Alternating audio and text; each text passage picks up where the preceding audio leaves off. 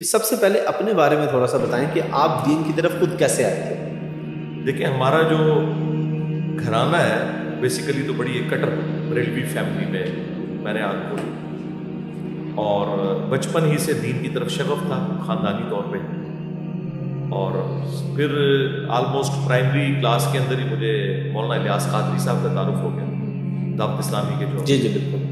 और उनकी जमात की सोबत की वजह से बड़ी छोटी उम्र में ही नमाज की पाबंदी आ गई, बालिग होने से पहले ही। माशाअल्लाह। और प्लस जो दीन के हवाले से जो बेसिक नॉलेज है, वुज़ू, गुस्ल, नमाज के हवाले से चीज़ें क्लियर हो गई। तो बाकी वक्त के साथ साथ ज़ाहिर है जब आप बचपन ही में आपका मेंटल मॉडल बन जाए फिर आप उसी फील्ड में आगे जाते हैं। लेकिन इसमें मैंने अपनी दुनियावी तालीम कभी कंप्रोमाइज़ नहीं की। अच्छा। मैं अल्हम्दुलिल्लाह थ्रू पोजीशन होल्डर रहा हूँ अपने स्कूल से लेके कॉलेज और फिर यूनिवर्सिटी में मैकेनिकल इंजीनियरिंग के फारिग होने तक।